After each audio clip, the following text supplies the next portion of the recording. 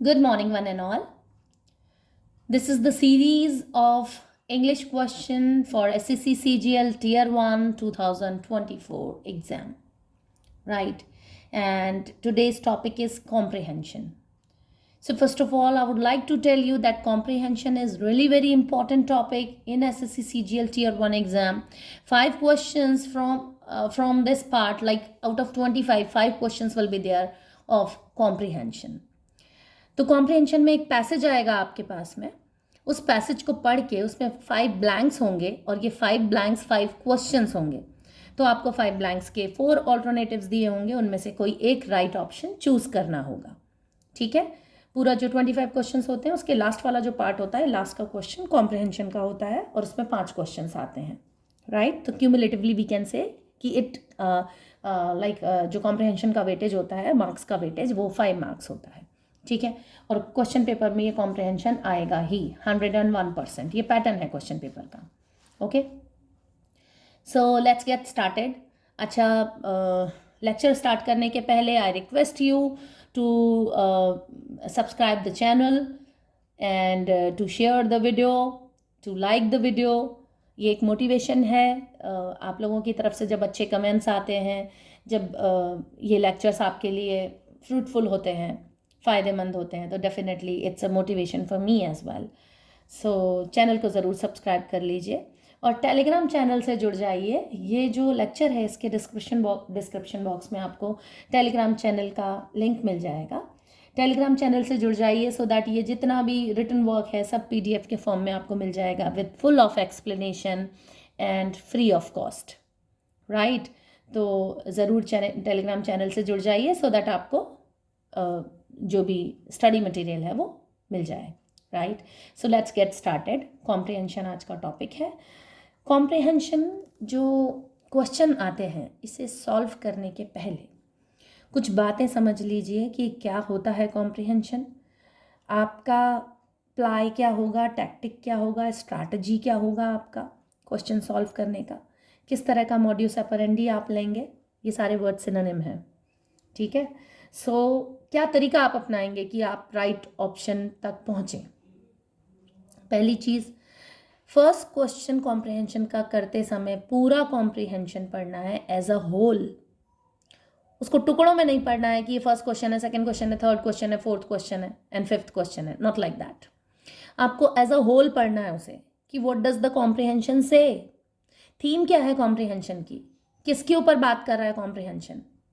ठीक है, वो कुछ भी बात हो सकता है कोई स्पोर्ट हो, कोई बीमारी हो, कोई टूरिस्ट प्लेस हो, कोई इकोनॉमिक ग्रोथ हो, किसी कंट्री के बात हो रही है, कुछ भी। तो थीम समझ लीजिए। इससे क्या फ़ायदा होगा, इससे ये फ़ायदा होगा कि अगर कॉम्प्रिहेंशन में 2-4 वर्ड्स ऐसे निकले जिनका मीनिंग आपको समझ नहीं आ रहा है, तो भी थीम समझ आने के बाद आप उस क्वेश्चन को ईजिली कर पाएंगे।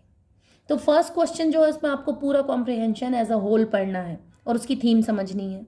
Second question, third question, fourth and fifth question तक आते आते आपको समझ आ जाएगा कि कॉम्प्रिहेंशन किस बारे में बात कर रहा है और आपके आंसर सही होने की पॉसिबिलिटी बहुत ज़्यादा बढ़ जाएगी।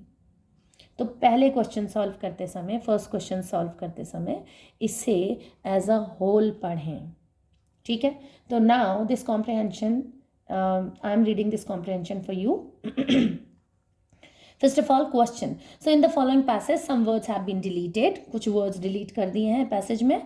Fill in the blank with the help of the alternatives given. कुछ alternatives दिए हैं, उनसे आपको fill in the blank भरना है right alternative choose करके. Select the most appropriate option for each number. क्या कह रहा है ये sentence? Select the most appropriate option for each number. Language देखिए SSC CGL Tier 1 के एग्जाम की, मोस्ट अप्रोप्रिएट मांग रहा है वो, इसमें लेस अप्रोप्रिएट भी हो सकते हैं। तो कंफ्यूजन करने का पूरी स्ट्रैटेजी है इनके पास SSC CGL के पेपर में। उसने मोस्ट अप्रोप्रिएट मांगा है, सबसे ज़्यादा सूटेबल वर्ड क्या है, तो लेस अप्रोप्रिएट भी ऑप्शन में हो सकता है, लेकिन आपको मोस्ट अप्रोप्रिएट लेना है। लैंग्वेज समझिए क्वेश्चन की।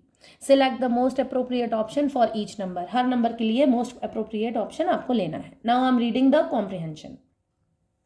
राइट, क्या कॉम्प्रिहेंशन है आपका? The modern day student is extremely dash with the technology. They do read quite a bit because of social media. While their writing skill may not be top notch, they do write courtesy dash affinity to various platforms on the internet. However, one skill that has been dash affected is listening skills. They are extremely poor dash listeners. If this issue is not addressed, what we may be heading to in the future is a huge chunk of people across the globe with poor skills of listening and a huge number of passive listeners. Researchers say that listening is the prime ingredient for empathy and the world will be in extreme poverty in terms of number of dash on the planet. तो क्या theme समझ में आई इसको पढ़ते ही? इसकी theme है social media पर जो बच्चे मतलब टेक्नोलॉजी पे बात कर रहा है, ठीक है, सोशल मीडिया पे बात कर रहा है. इसके अलावा ये पैसेज बात कर रहा है कि जो मॉडर्न डे बच्चे हैं वो टेक्नोलॉजी को बहुत अच्छे से जानते हैं. ये बात कर रहा है कि एक्टिव लिसनर्स नहीं है हमारे पास.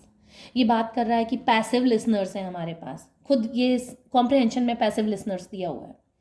ये पैसेज बात कर रहा है कि आने वाले टाइम पे हम सिंपैथी और एम्पैथी नहीं ज़्यादा नहीं होगी वर्ल्ड में. क्यों? क्योंकि हम लोग अच्छे लिसनर नहीं ढूंढ पा रहे, क्योंकि लोग अच्छे लिसनर नहीं बन रहे. ऐसा सा कुछ है इसकी थीम, राइट. तो अब आपको थीम समझ में आ गई. थीम ये है कि जो नई जनरेशन आएगी ना वो उसमें एम्पैथी और सिंपैथी की कमी होगी क्योंकि वो अच्छे लिसनर नहीं है. अच्छे लिसनर इसलिए नहीं है क्योंकि वो ज़्यादा सुनते नहीं है. वो रीडिंग और राइटिंग फिर भी थोड़ा कर लेते हैं सोशल मीडिया के चक्कर में. ये सारी बातें हैं, ठीक है. तो थीम समझ आ गई. अब क्वेश्चन नंबर 1 देखते हैं. The modern day student is extremely dash with technology. 4 option क्या है? 4 ऑप्शन है हिंडर्ड, डिस्कनेक्टेड, ड्ररी और सेवी. हिंडर्ड मतलब क्या होता है? हिंडर्ड मतलब होता है hindered refers to something that is slowed down or impeded in progress. It implies an obstacle or difficulty that is preventing smooth or easy advancement. जो hindered मतलब होता है बाधाएं, है ना, बाधाएं उत्पन्न कर देना. तो कोई चीज़ किसी प्रोग्रेस को स्लो डाउन कर देना, कमज़ोर कर देना, है ना, प्रोग्रेस को ख़त्म कर देना, प्रोग्रेस को स्मूथ नहीं रखना, इजी प्रोग्रेस नहीं बनाना, वो हिंडर्ड वर्ड आता है उसके लिए, बाधाएं उत्पन्न करना. Second है disconnected. Disconnected describes a state of being separated or not connected. If it can refer to physical or emotional isolation or a lack of coherence or continuity. Discontinued मतलब होता है कोई continuity को तोड़ देना. So continuity खत्म कर देना, right? Separate कर देना connection से. Connected नहीं होना, वो disconnected. Dreary. Dreary is used to describe something that is dull, bleak, or lacking in brightness and excitement. It often conveys a sense of gloominess, ठीक है, और monotony. Monotony मतलब एक रूपता, उदासी, उबाऊ, right? Bleak, dull, lacking of brightness की कमी, ये सब dreary word आता है उसके लिए. Savvy. Savvy is an informal term that means having practical knowledge, understanding, or awareness, especially in a specific area. Someone who is savvy is knowledgeable and perceptive, often possessing street smarts or practical intelligence. Savvy मतलब practical intelligence है, मतलब उसको काफ़ी अच्छी knowledge है, वो savvy होता है.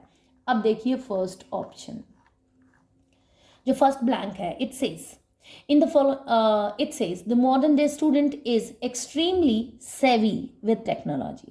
टेक्नोलॉजी के साथ नॉलेजेबल है, टेक्नोलॉजी के साथ डिस्कनेक्टेड थोड़ी है. कनेक्टेड आता तो राइट ऑप्शन हो जाता, डिस्कनेक्टेड नहीं है, ठीक है. So the modern day student is extremely savvy with technology. First option अपने आप समझ में आ रहा है, राइट. सेकेंड ऑप्शन क्या कह रहा है आपको? ये जो कॉम्प्रहेंशन वाले जो क्वेश्चंस होंगे, हर क्वेश्चन के पहले पूरा का पूरा पैसेज वापस दिया होगा, ठीक है. सो सेकेंड क्वेश्चन में क्या आ रहा है? The modern day student is extremely savvy with technology. They do read quite a bit. They do read quite a bit.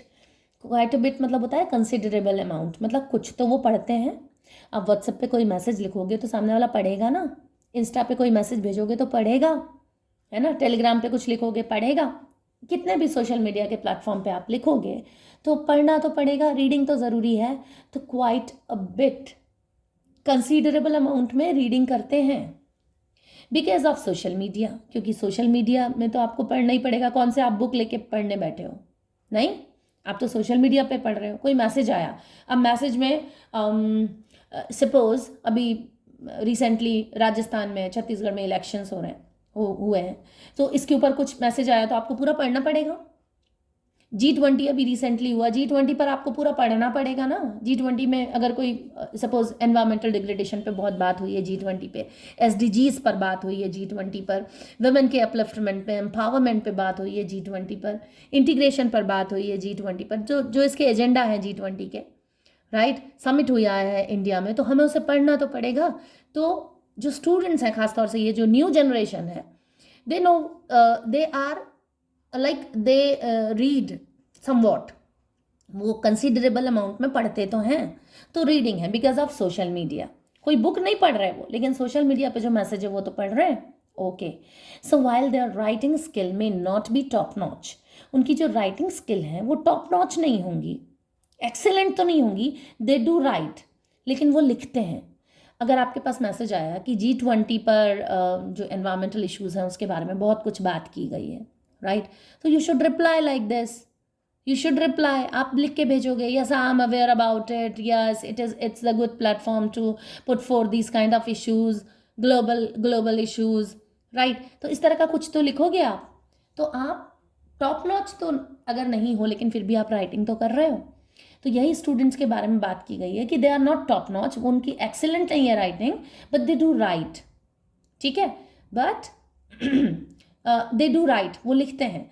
Courtesy मतलब जो पोलाइटनेस है, कर्टसी, एफिनिटी मतलब एम्पैथी या sympathy to various platforms on the internet, मतलब उनके वो जो लिख रहे हैं कई सारे प्लेटफॉर्म से, इंटरनेट के कई सारे प्लेटफॉर्म्स पर वो लिख रहे हैं, तो वो लिख भी रहे हैं, वो पढ़ भी रहे हैं। However one skill that has been, ठीक है। अच्छा, यहाँ कर्टसी सेकेंड ऑप्शन में क्या आएगा? सेकेंड ऑप्शन में 4 ऑप्शन दिए हुए हैं, THEIR देयर मतलब उनके, THE'(S) एपोस्ट्रॉफी मार्क लगा हुआ है, और RE देयर, ये यूं ही लिखने का एक तरीका होता है। DARE देयर, ये होता तो डेयर है, लेकिन व्हाट्सएप पे या इंस्टा पे आप देयर को भी डेयर लिख देते हो, I will be there, I will be there. So I will be there spelling आप लिख देते हो DARE there, I will be there, जबकि यहां स्पेलिंग होनी चाहिए I will be THERE there, वहां। THERE देयर मतलब होता है वहां, और THEIR देयर मतलब होता है उनके। अब आप देखिए उनके सेकंड ऑप्शन में, सेकंड ऑप्शन में ये आएगा they do write courtesy their affinity उनकी sympathy, their affinity to various platforms, जो वेरियस इंटरनेट पे वेरियस प्लेटफॉर्म्स है ना, उनमें उनके प्रति जो उनकी सिंपथी है, एम्पैथी है, उसके चलते वो लिखते हैं। तो सेकंड वाले ऑप्शन में THEIR देयर आएगा, ठीक है। Now going to the third option, third जो सेंटेंस है वो कह रहा है however one skill that has been dash affected is listening skill। Blank में क्या आएगा? however one skill that has been, 3 option दिए हुए हैं, thoroughly, through, holistically और daily। इनके मीनिंग क्या निकलते हैं? thoroughly आप लोगों ने सुना होगा, इन्विजिलेटर जो होते हैं एग्जाम में वो कहते भी हैं रीड योर पेपर thoroughly, पूरी तरह से अपना पेपर रीड करो, thoroughly,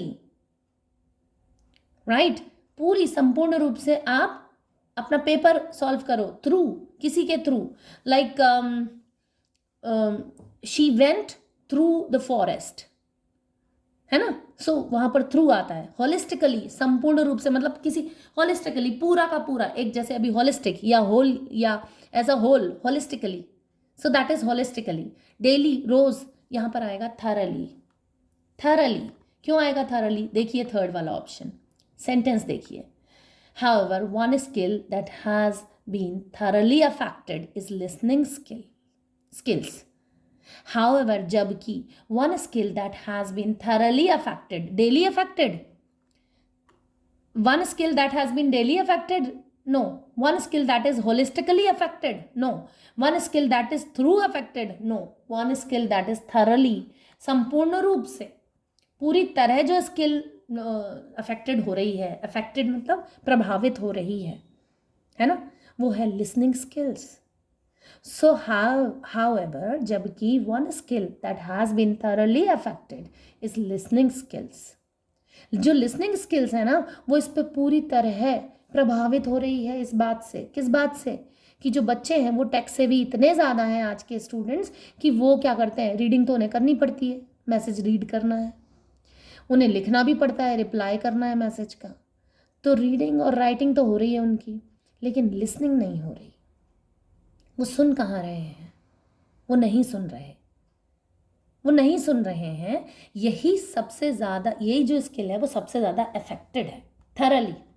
they are extremely poor. अब 4 ऑप्शन इसमें क्या है, poor. They are extremely poor listeners. कैसे लिसनर्स हैं वो, they are extremely poor passive listeners. Passive मतलब तो वैसे भी एक्टिव और पैसिव वॉइस में भी आप देखो, I throw a ball, I throw a ball, a ball is thrown by me, मैं एक बॉल फेंकता हूँ, एक्टिव है.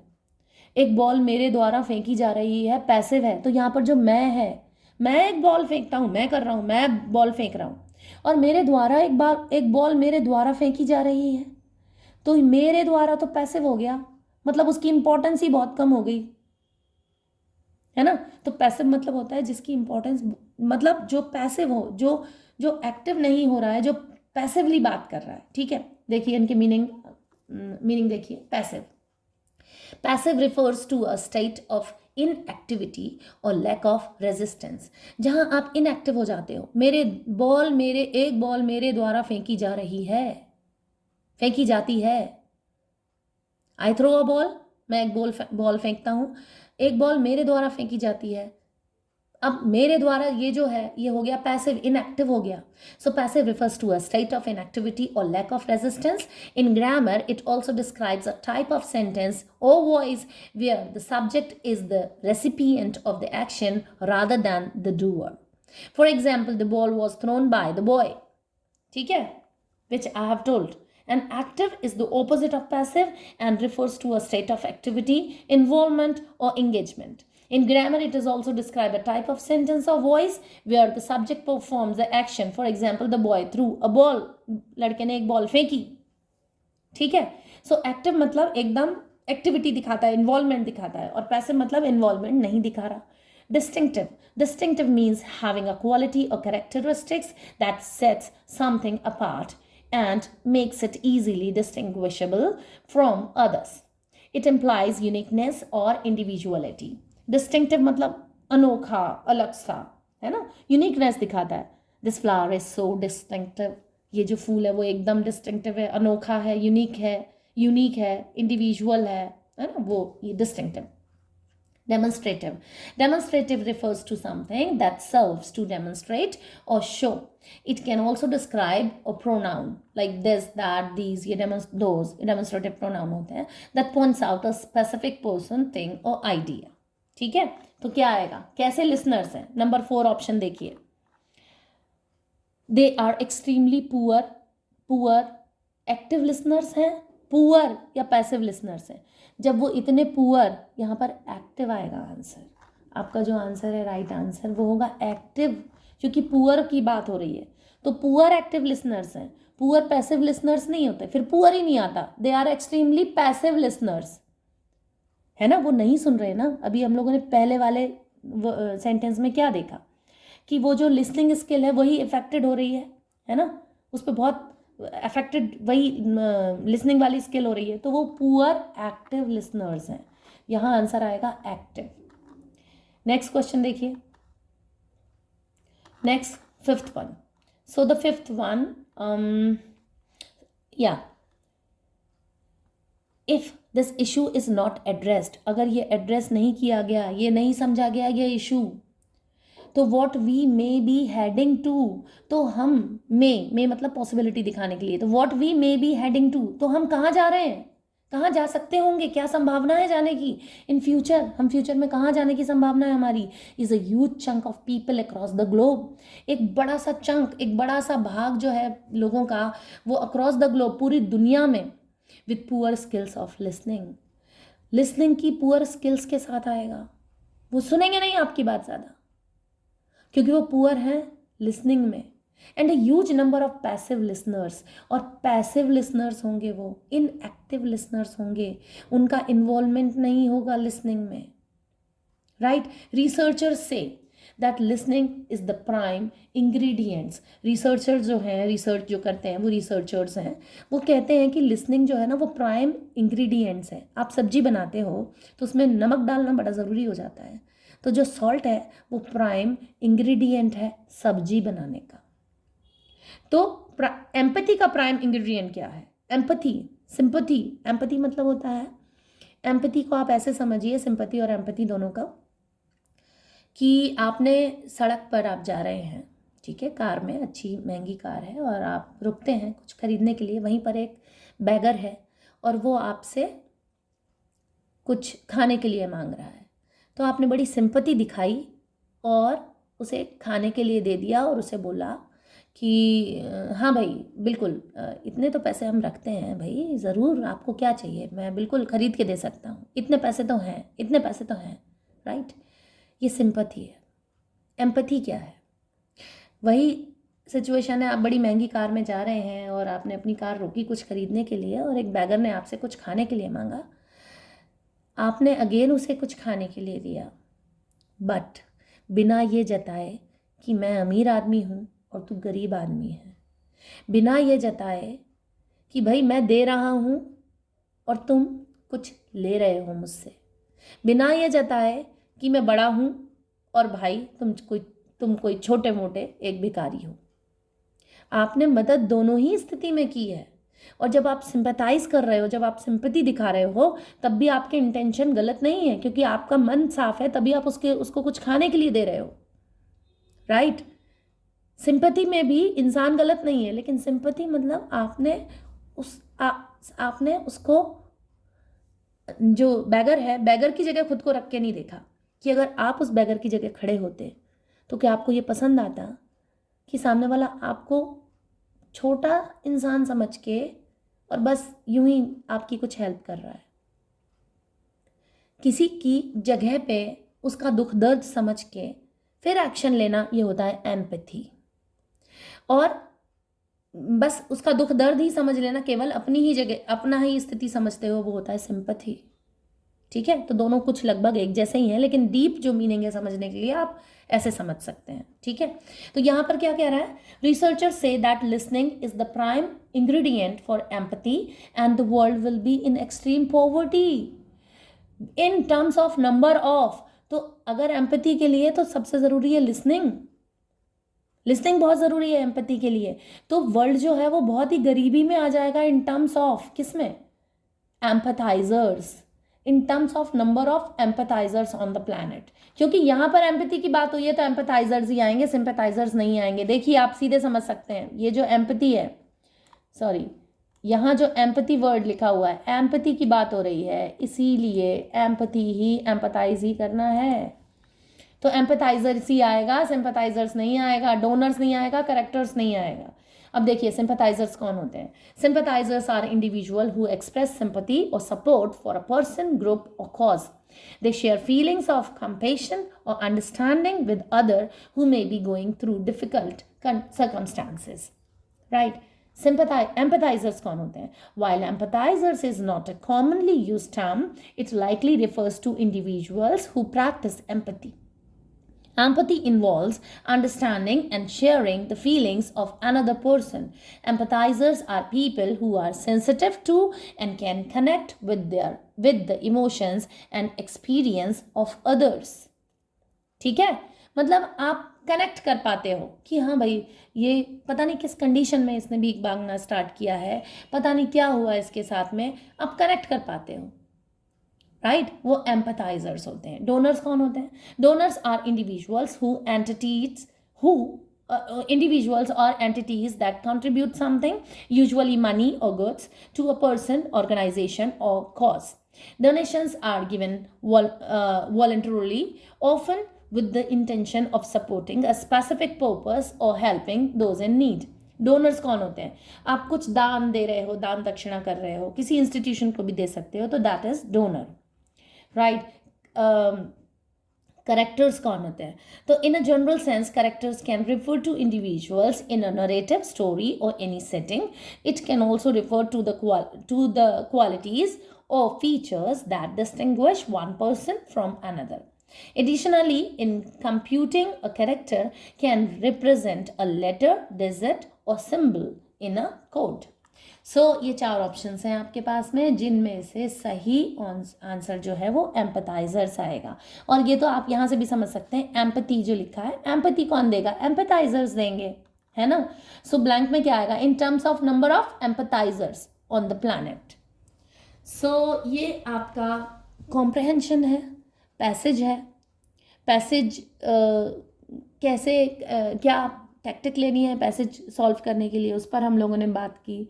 कुछ एक वर्ड्स अगर आपको नहीं आते तब भी आप राइट आंसर तक पहुंच सकते हो, वो हम लोगों ने बात की, राइट. इसके अलावा भी अगर आपको कोई डाउट है, कोई कन्फ्यूज़न है, यू कैन टेक्स्ट मी. आप कमेंट सेक्शन में जाके कमेंट कर सकते हैं, so that I can understand कि क्या आपको क्या डिफ़िकल्टी है, पर्सनली आपको क्या चीज़ समझ नहीं आ रही है, या क्या चीज़ डिस्टर्ब कर रही है. So you can write down on the comment section. अगर आपको एक्सप्लेनेशन अच्छा लगता है, then also you can write down on the comment section